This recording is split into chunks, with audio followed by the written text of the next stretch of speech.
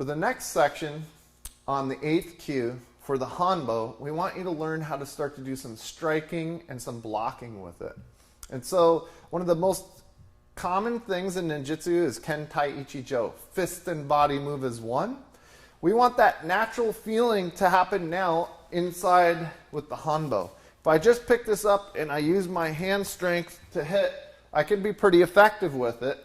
But if I learn how to move my body behind this and become dynamic with the movement, I can generate a lot more force when I'm hitting things with it.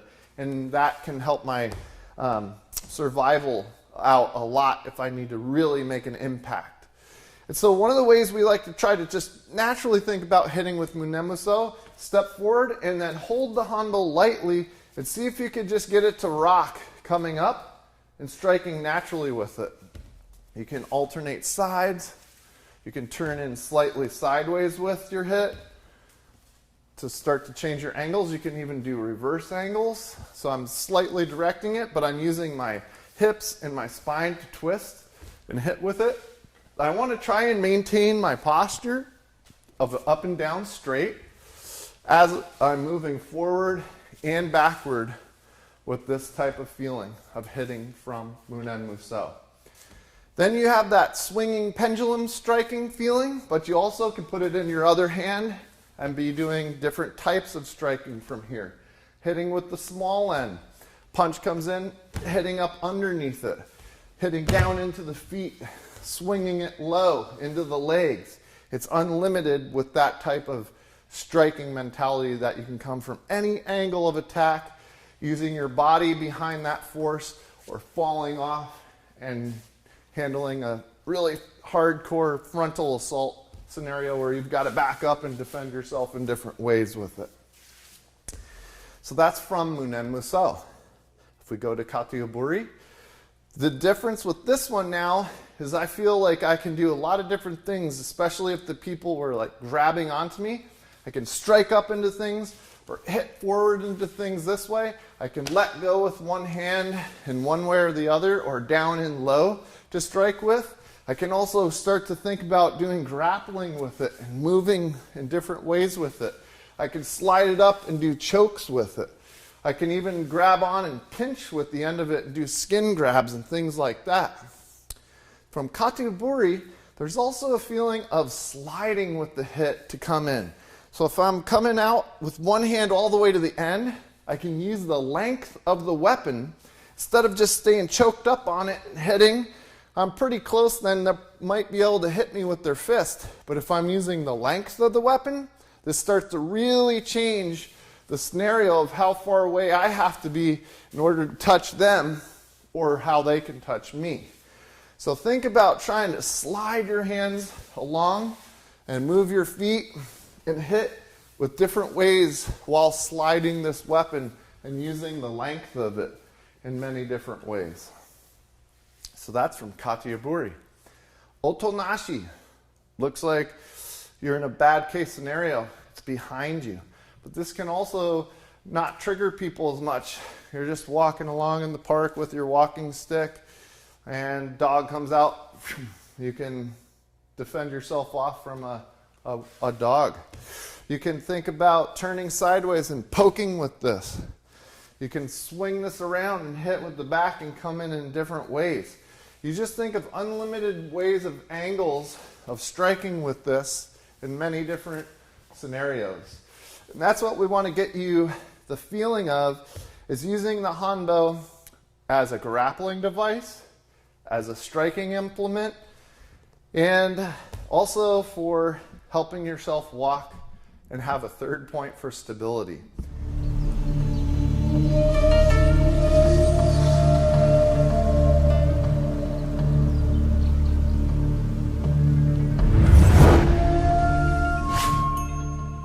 The next part of the sword that we'd like to show for 7th cue is drawing.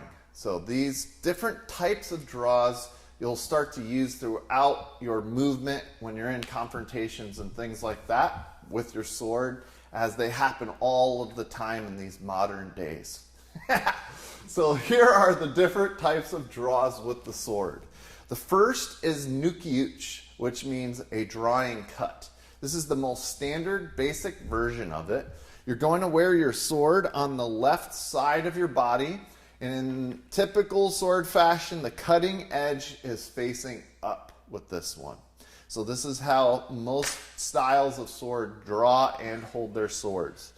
They wear them in different ways. Some have a 45 degree across the body. Some schools teach it straight on. Some have it tucked in more. There's a lot of different variances with these.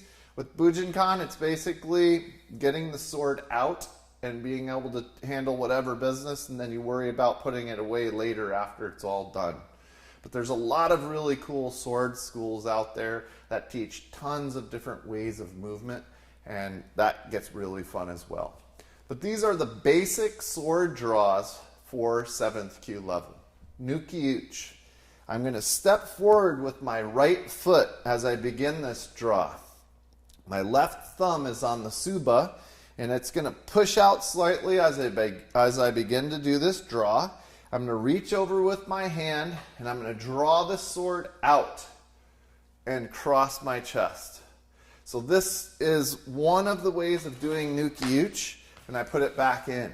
So as I step forward, this all happens simultaneously at the same time. I push with the thumb, my hand touches this, the sword's facing up still, and then about halfway out, I turn the sword over to the side and it comes and cuts across. My back is up and down straight as I do this. I'm not leaning forward and coming through with a cut like this, but I'm actually here, hands at the side, step forward, Ninjutsu. Straightforward cut. And it's a drawing cut, so that's the beauty of Ninjutsu. So from Shizen, I settle in, Ninjutsu. There's a lot of different ways that you can cut with this sword and think about ways of moving it. One of the neat ways is these first two fingers, the pointer finger and the middle finger, are kind of like pinching and controlling, and then these back two fingers, the little finger and the ring finger, can pull that cut and pull the draw through, so I'm actually cutting through something. So, Ninjutsu. Tate Ninjutsu is the second draw for this level for sword. In Tate Ninjutsu, what you're going to do is you're going to pull the sword and the saya up out of your belt to an upper position. Your hand then grabs, and most people think of this as drawing out, but I can't draw the sword out if I keep just doing it with one hand. So I'm going to do both at the same time. One arm's going to pull up, and the other arm is going to pull the saya down into my belt again. Once it clears, I'm available to pull the sword out and do a drop cut or whatever comes from that motion. So when I'm doing this draw, I can draw forward or to the side with it. Tate Ninjutsu. Upper level draw. Tate Ninjutsu. Tate Ninjutsu. Just remember to do that double action with it. Saya up, draw out, and drop the saya at the same time. This will give you more clearance for what you need to do with the sword. So Tate Ninjutsu. The next draw is Gyaku. Gyaku means reverse. So if Ninjutsu draw takes right foot forward and we draw out, one version of Gyaku reversing that is to reverse the feet. So I could step forward and draw with my left foot as well. All of the principles of how I grab it, turn the saya, and all of that apply just like in Ninjutsu, but I'm going to step with the opposite foot. Another way to think about Gyaku would be to fall back into your draw, retreating and still getting your draw out. Gyaku meaning reverse. Step back and draw out.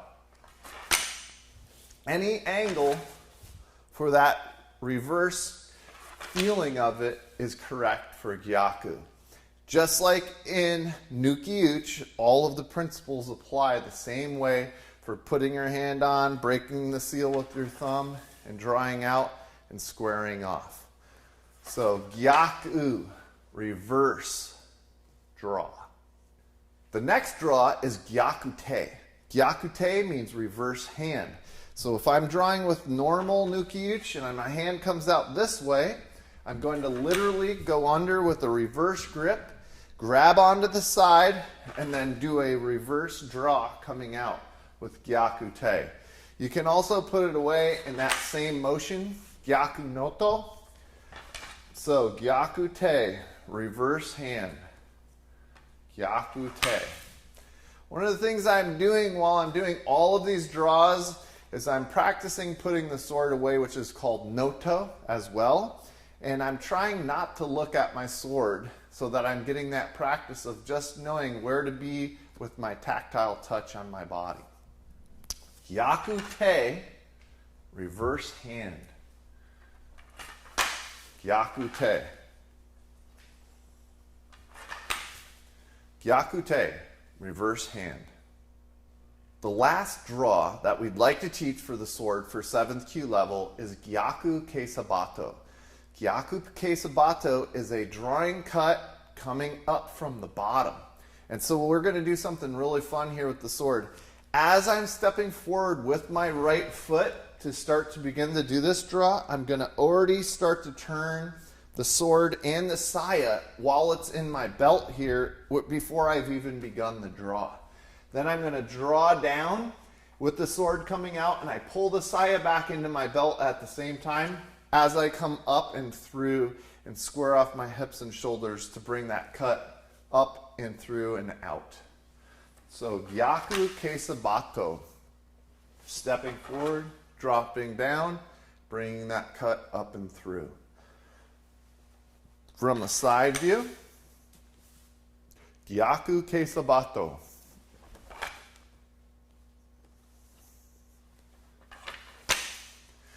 So these are the different sword draws that we've come up for the sword level. They're basic. You could do them from all sorts of different angles, falling backward, sideways. You can put in crosswalking, all sorts of neat things with these. And after you've practiced them for a while, you'll have that feeling of it coming down and just starting to flow through in lots of different ways with your body. So you can be doing all the different draws and not even thinking about them after a while, and you can just whip through them. Then you can start to bring your footwork in, your body work in, and all sorts of neat things. So these are all of the draws for the sword for your 7th kyu level. The cutting section for the sword for 7th kyu is really fun. This is when we get into the action. So the first cut that we have starts from Daijodan with your foot back, coming down in Kiriroshi, downward cut. What I want to start to get used to is using my body to do these cuts. And there's a lot of different ways to think about doing the cut. One of the ways is I can have the sword up, and as I'm coming down through, I can move my sword and foot as one at the same exact time. Another way to think about it is to do the cut and then catch up to the cut with my step afterwards. And the third, I could step first and cut all the way through. So those are like basic ways that you can play with timing and distancing and angling to fake people out to do different things. But the basic cut, Kiriroshi, is a downward cut at a straight on angle. One of the tips I'd like you to show that sometimes people mess up with is they'll throw the sword forward and they'll drag their shoulders and head forward like that afterwards. You have to maintain a nice presence in your body so that you can come through with this cut and still have an upward and upright position. There's a lot to think about while cutting with the sword, and one of the things that's helped me over the years is to think about a towel that's wet that you have like coiled up, and you're going to wring it out. And this is one way to get your forearms to come through and do this nice cut as it comes down. Sometimes you'll hear the whoosh when you're doing it correctly, when the blade is lined up properly. And you can even do that with a bokken as well.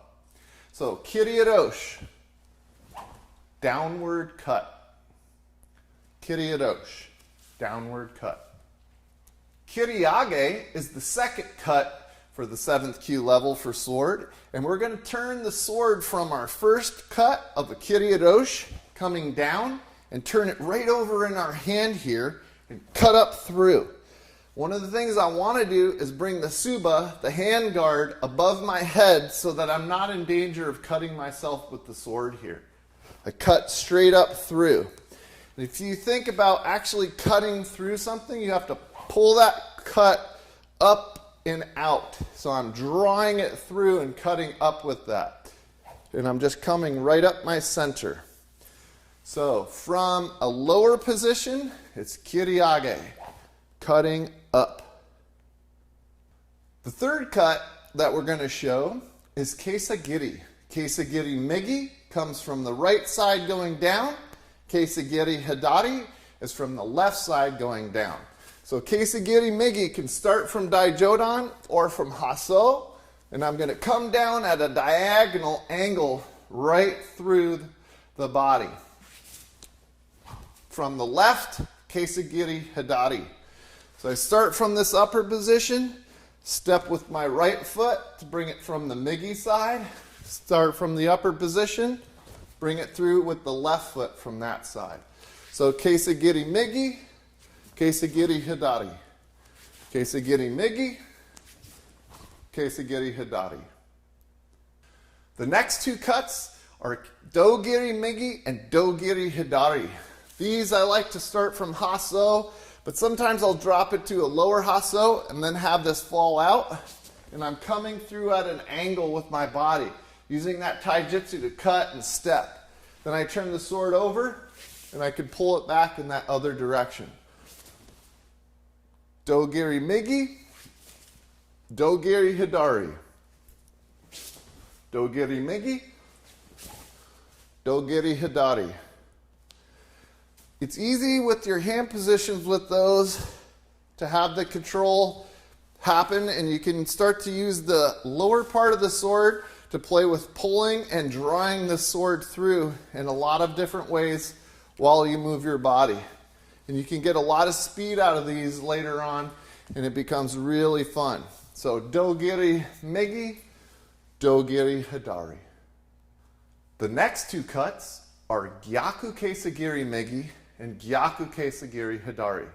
Keisagiri migi and hidari were from above. Now we're going to turn it down low. So if you start in urigedan, the lower stance, you're going to step through and cut up through with this. Then you can drop it down on the other side and step up through with this cut. So these angles are coming up through the body, turning it over, and cutting up through as well. There's the angle of these robes here that we wear, this upper gi. And when you think about the kesas, you can think about those lines of where those two intersecting lines go and the angle that you would cut down through for those, for both the keisagiris and the gyaku keisagiris. So, gyaku keisagiri migi, gyaku keisagiri hidari. The last of the cutting section that we'd like to show you for the moves is a ski. A ski can be done in many different ways, and depending whether you had armor or no armor, you could think about it in a lot of different ways. One way is a straight stab coming in through. A second version of that is as I'm pushing this into the body, I can turn it to the side and cut my way in and out of the body as well. As we've been doing our cutting practice with mats and with pool noodles and all sorts of different things, it's a lot easier than you'd think to cut things because the razor sharpness of these swords was just amazing. And coming through and just doing a simple flick like that, you can cut things easily. So it's very interesting to play with actual cutting with these. So for ski, another version of it is if I had a helmet on, I could put my head down so I'm protected from maybe somebody in an upper shot and I was coming down through and really getting underneath them and thinking about it in that way. But if I'm looking at the basics, I'm just here in Shizen, swords out, I step forward and give a really good thrust through. My elbows are still slightly bent not fully extended in the out position with that. So this is ski, forward thrust.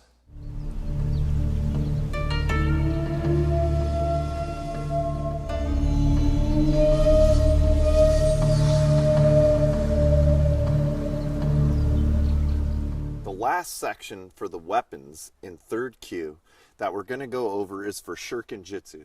Shuriken Jitsu consists of both Senbon Shuriken and Bow Shuriken, needle-like Shuriken. I'm going to go over a brief description of how these were used and then the difference between the two, which is pretty obvious. The Senbon Shuriken are a flat Shuriken, and when held sideways, some of the traditional ones had either a square punched in the middle or a circle. And what that was for is when you have a stack of those shurikens in your hand, you're peeling off the shuriken and throwing it, and that gives you a little catch point on your thumb in order to feel the next one, so you don't have to sit there and look, and you can peel them out easily with the other hand into the hand and get them in so that they're ready to go off for the next one. That's one of the main parts of the Senbon Shuriken that I think most people don't even really know about. Some of them have longer points, 5-pointed, 8-pointed. There's a bunch of different styles out there. And traditionally, they were a little bit smaller, but now they come in all different sizes, and who knows, they probably had them back then as well. These shuriken could be sharpened, or they could be blunt, because they were meant to be a distraction, not a killing implement, pretty much. A lot of people in the movies show them, and there's a one shot, one kill, and that's just not realistic. It's more like two guys are meeting on a trail, you take a shuriken out and throw it at that guy, and he's got to get out of the way and duck away from it, and you're already drawing your sword out, and you've got the jump on him then. So it was a tactical advantage reason why you would use it, almost like a flashbang grenade for, you know, an entering team of these days. So these Senbon Shuriken were also held in the hand because they're easily hidden with little spikes coming out in certain areas, and you could actually grapple with these as well. So they weren't always just thrown away and discarded or chucked at somebody. They were actually held in the hand, and then you could use them to actually do some effective grappling, because as soon as you have a sharp point and you're in control of it and you're pushing it up against somebody's neck or face or using it to dig into their ligaments and tendons and bones, you can control the person quite easily through pain manipulation. Then the Bow Shuriken is a different style of shuriken. These have an interesting way that they travel through the air, but we're also held in hands and easily hide, you know, them in backs of shirts or in secret pouches inside of your gi or your coat or your kimono, whatever it was. And you can easily hide these and then have them come out and be a grappling implement as well. So let's go over some of the different ways to throw these. We have a little target set up here out of foam, and a real simple way to hold the Bow Shuriken is you pick the Bow Shuriken, put it in the middle of your palm, and let it jump out to your last two fingers. I put my thumb across here on the inside to hold it, and then when I'm throwing the shuriken, I'm holding my hand back so that I have a brush happen here where my fingers are actually riding down the shuriken and I'm feeling it release from my hand. I don't want to throw these like a knife where you're wanting it to topple over and over and over and then hit into the target. These I want to have this brush stroke come down where I'm almost like projecting it forward, and then slowly through time it starts to fall forward and hit into the target.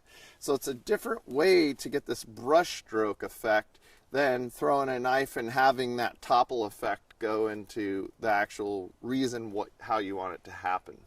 So that's a basic way of throwing Bow Shuriken, and we'll throw a couple here.